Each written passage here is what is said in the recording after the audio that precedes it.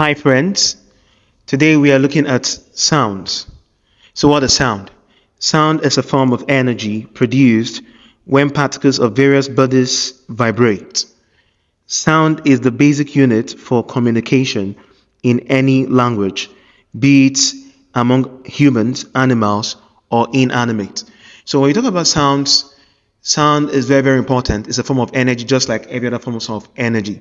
But today we are going to be looking at sounds from the angle of language.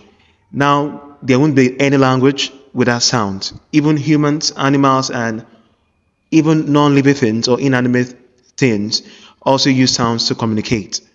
So the fact is this: English as a language is divided into three major parts, which are the grammar, the sounds, and the orthography or spellings. But the most basic part of English is this very part we're talking about today, which is the sounds.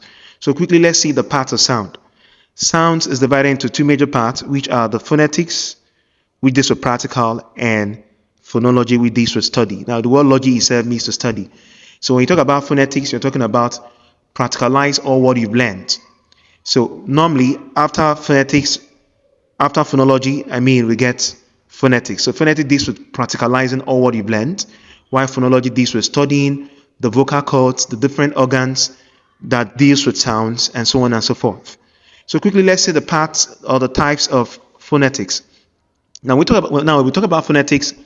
We have these are the major part of phonetics that we have, or the major types of phonetics. The first we have is the articulatory phonetics, which is what I'm doing right now. The person speaking is carrying out what we call the articulatory phonetics. Or while the next thing we have is acoustic phonetics, which deals with waves. Now sound itself is a kind of wave, which we call mechanical wave.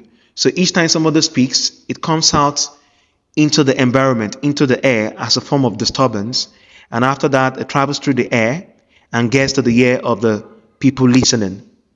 That is, we call them the auditory phonetics. We call that the auditory phonetics. And after that, after we're done with that, we look at phonology. Phonology is divided into two parts, and which are the segmental phonology. Segmental phonology deals with the vowel phonemes and the consonant phonemes, the various symbols and the rest. We're going to be looking at that today. And next part we have the suprasegmental phonology, which deals with a whole lot of things. Other suprasegmental phonology, we talk about stress pattern, we talk about rhymes, we talk about intonation, and so on and so forth. So we're going to be attending to all this one after the other. But for today, we're going to be looking at segmental phonology. We're going to be focused on phonology, and that's the segmental part of it. So don't forget the fact that right now I'm carrying out articulatory phonetics, which is the phonetic of the speaker. So quickly, we're going to be looking at the various symbols under phonology. We're going to be looking at the various symbols. So today we're going to be looking at, first of all, the vowel phonemic symbols, and after that, the consonant phonemic symbols. Now, don't forget this. The symbols are different from your normal letters. You're not dealing with A, B, C, D. You're not dealing with your uppercase letters or your lowercase letters. Here we are dealing with symbols representing sound. So all this here are all the symbols representing the vowel sounds. So here, now as you can see, this is quite different. They are quite different from your letters. Why? Because I think you can cite the presence of these two lines. We call them slashes. You have a pair of slashes. The slashes tell us that we are dealing with sounds and not our normal letters. So the first, as you can see, all this here are vowel symbols. They are vowel sounds. They are symbols representing vowel sounds. So as you can see, the first here is all these are the R sounds. So the first three are the various R sounds. Although they are not all the same, but when it's time, you're going to see the difference between them. So this is an R sound, R, and this is a long R sound. Now, why is this a longer sound? It's a longer sound because of the fact that it has two short dashes. So this is R, and R. The next we have also the same thing. These are and air. So more or less like a So normally this looks like a schwa sound. We're going to be looking at that. It looks like a schwa sound, but there's an air sound, a shorter sound. The shorter sound also depends on how you're using it in a word. While this is the long version. This is So the next we have is the E sound, and the long E sound. So this is E, E, and E. So the next we have here is the shorter sound. This is U, and the long U sound. This is U. Now when you see these two short dashes, you should know that you're dealing with a long version of sound. So the next we have is the shorter sound. So all these are shorter sound. The first three of them, these are shorter sounds. So this is O, and this is O, like raw, you know. So the next we have right up here, we call this the inverted V.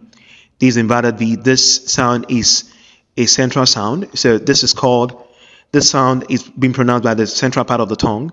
So we call this the like the carp, the lot, and so on. We're going to be working on them in the next exposition. We'll be giving examples and so on. But first of all, I want you to be able to recognize the sounds when you see them. So the next we have here is a short sound, which is the There's a it looks very much like the long you understand? So quickly, and that's all for the vowel phonemic symbols. So let's see the consonant phonemic symbols. The consonant phonemic symbols are divided into two parts. The first part is the easy part. Now, all these are called easy part because of the fact that they are very, very easy to relate with. They look very much like your normal A, B, C, D, like your lowercase letters mainly. So the first is the B. So this bilabial, your two lips. So the next is the K. The next is the S. The next is the Z. The next is the D. The next is the labiodental, your teeth and your lip together. The next is the G. The next is the H. The next is the L. The next is the M. The next is the N. The next is the P. The next is the R. The next, V. And the last is the Z. Now, I want you guys to learn all the symbols. Just know them, have them at the back of your mind before we start working on them. In the next set of expositions, we're going to be working on the various part of consonant sounds and so on and so forth. But first of all, you have to be able to identify them when you see them. So the next we have is a difficult set of sounds. These are difficult set. I call them difficult because of the fact that they are not the normal sounds you see every day. So they are quite different. It's very possible that you don't even know a couple of them. So the first we have is this first sound here is the Z, like measure, treasure, pleasure, and so on and so forth. So this is a Z, this vibrates. And the next we have here is the Z, just like the first, it vibrates once, yes, you, and so on and so forth. So the next here we have is the G, like bridge, fridge, and so on and so forth. The next you have here is a this is a nasal consonant, just very much like the under the simple set. So this is like the king, the sing, and so on and so forth. The next we have here is the share, most of the sh, shape, and so on and so forth. The next we have is the there's the most of the ch, change, choose, and so on and so forth. The next we have here is the dental consonant. We call it dental because your tongue and your teeth come together. So this is like the worth, truth, and so on and so forth. And here we have this symbol.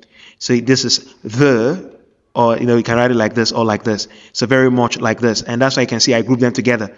They are both the dental consonants. This is group D. So this is the, like those, them, that, and so on and so forth.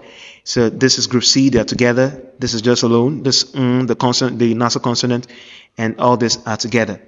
So this is an assignment. The assignment is I want you to learn all this.